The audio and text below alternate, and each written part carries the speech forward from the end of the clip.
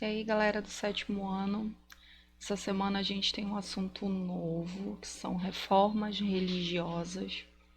A gente vai estar trabalhando aqui uma videoaula, que é com base num projeto da professora Meirilis Vale. O nome do projeto se chama Deixa que eu desenho. Ela trabalha dinâmicas de assuntos de história com base em um conteúdo bem objetivo e ilustrado. A gente vai estar usando aqui um material dela na nossa aula. E esse material está disponível na página do professor Gabriel Rocha, que é uma página bem comentada. Qualquer coisa vocês podem também acompanhar por lá.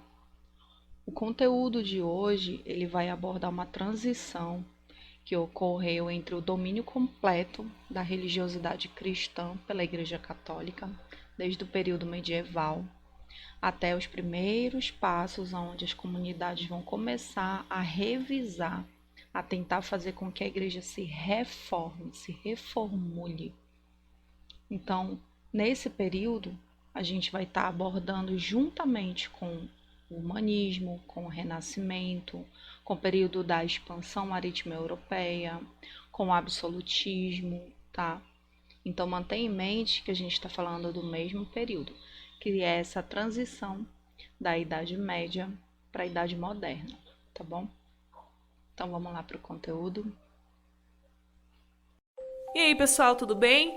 Hoje nós vamos falar sobre a Reforma Protestante, que é um movimento religioso que contesta o poder da Igreja Católica durante o século XVI, que inclui as reformas luterana, calvinista e anglicana. Vamos falar de como cada uma delas aconteceu e de como a Igreja Católica reagiu com a Contra-Reforma. O humanismo, no Renascimento, transforma não só as artes e as ciências, mas também a mentalidade da época.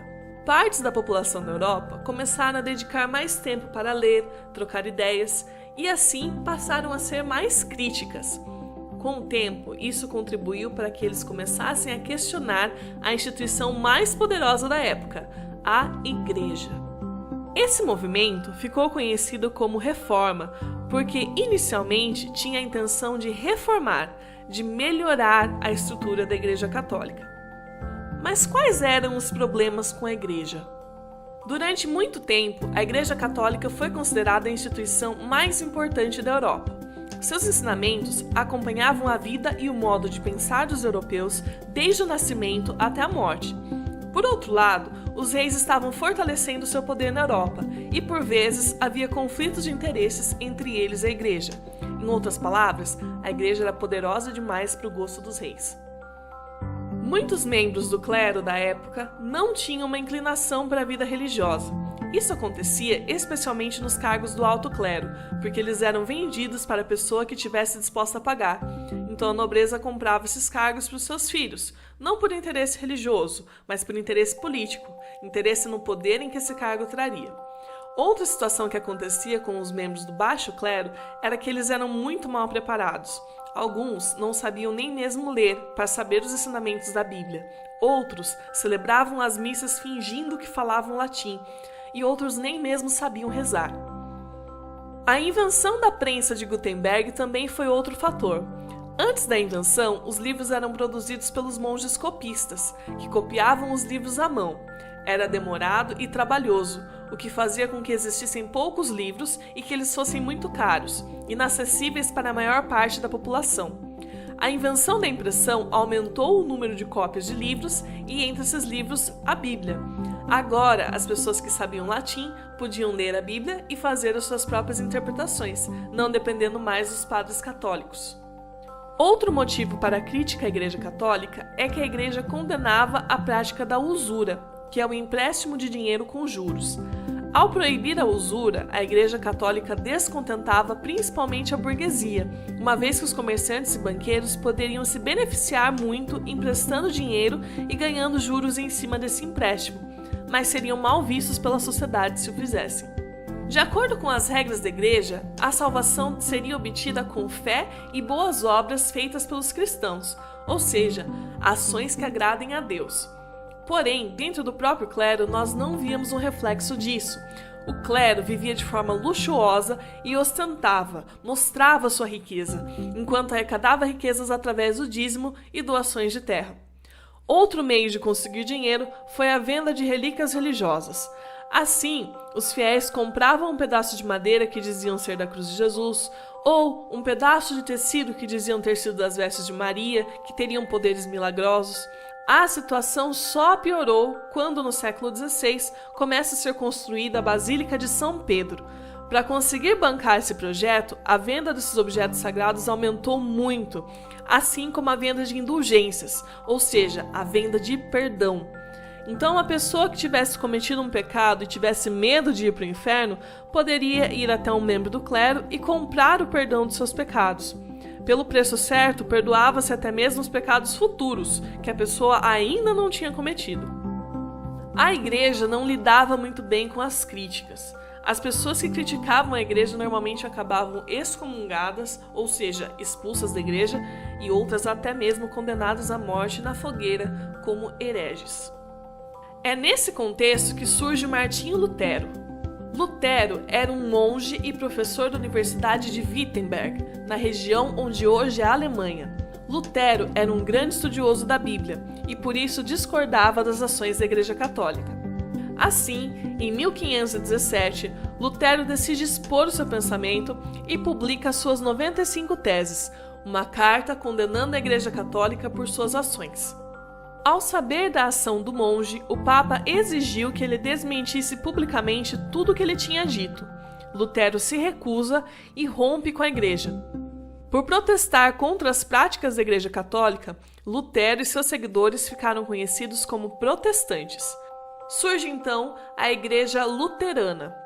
O apoio a Lutero veio principalmente da nobreza, que tinha interesse em diminuir a influência da Igreja Católica nos reinos.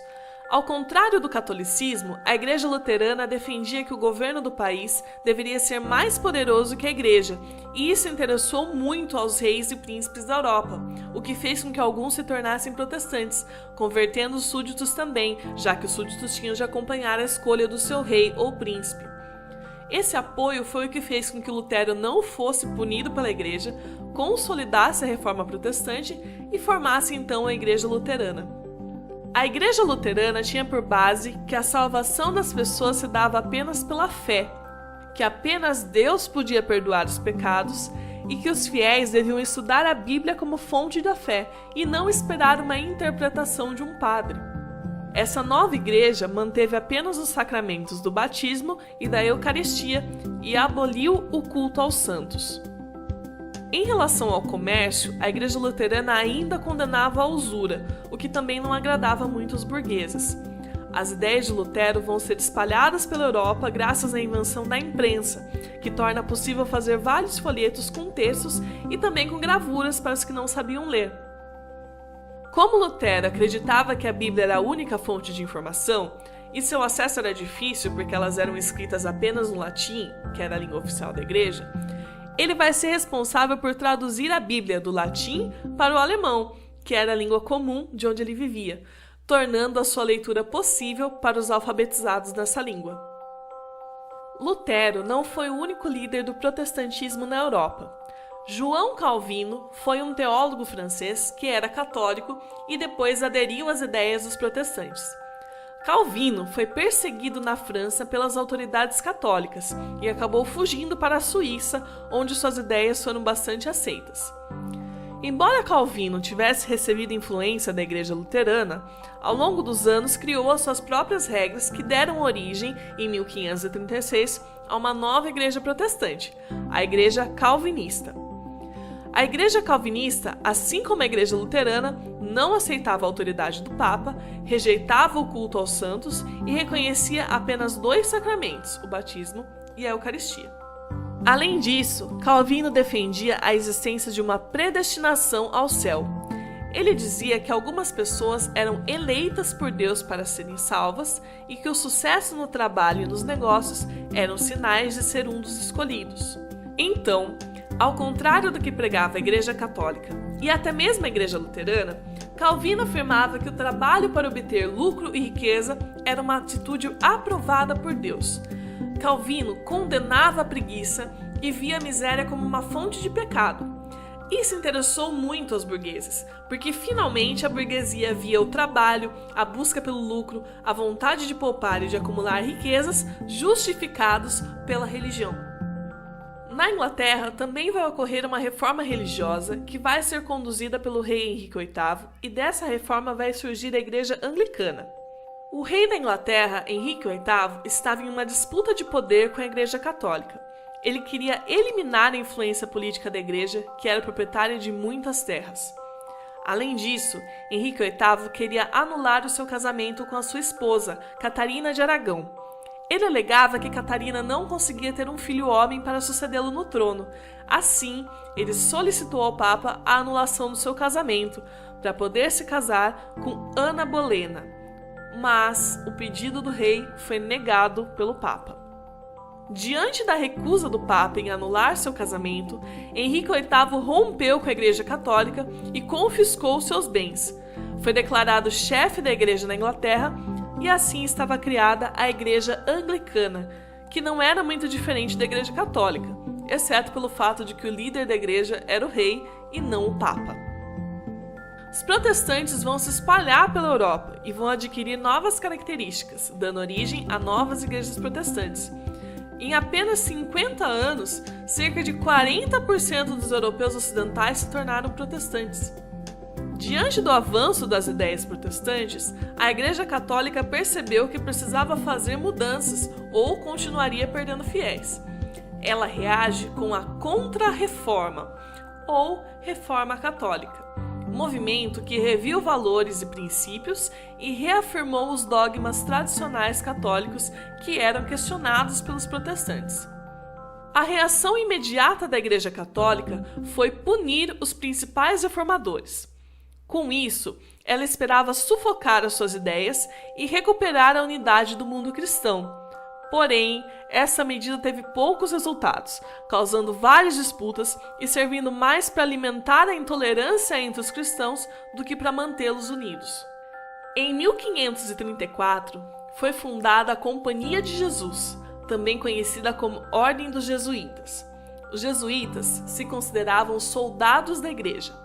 Sua principal missão era combater o protestantismo e expandir o catolicismo na Europa e também em outras partes do mundo. Quando os europeus chegam em outros continentes, foram os jesuítas os responsáveis por criar as escolas religiosas e catequizar os povos americanos, asiáticos e africanos. Ainda em 1545, o Papa convocou um concílio reunido na cidade de Trento, na Península Itálica. O Concílio de Trento tinha como objetivo promover uma reforma no catolicismo frente às críticas que a Igreja enfrentava. O concílio foi responsável por definir pontos básicos da doutrina católica, como, por exemplo, seus sacramentos, que são o batismo, a crisma, a eucaristia, o matrimônio, a penitência, a ordem e a unção dos enfermos.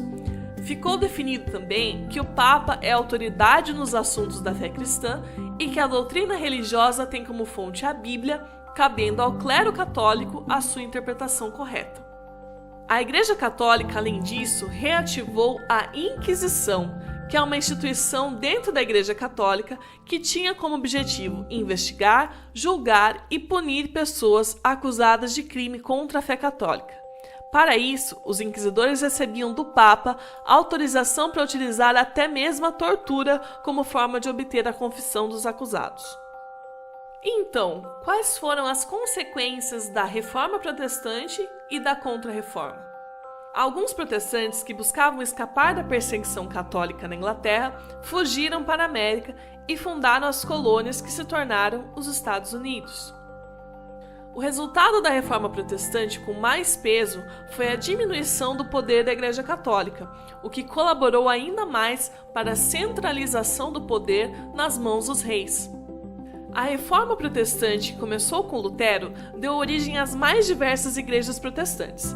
Todas elas cristãs, uma vez que seguem os ensinamentos de Cristo, porém cada uma da sua maneira, com a sua própria doutrina. Com o passar dos anos, essas doutrinas vão se alterando, o que vai acabar culminando, em sua grande maioria, nas igrejas evangélicas atuais. Então é isso, galera. Se gostou do vídeo, não esquece de deixar o like, se inscrever no canal. Valeu e até mais!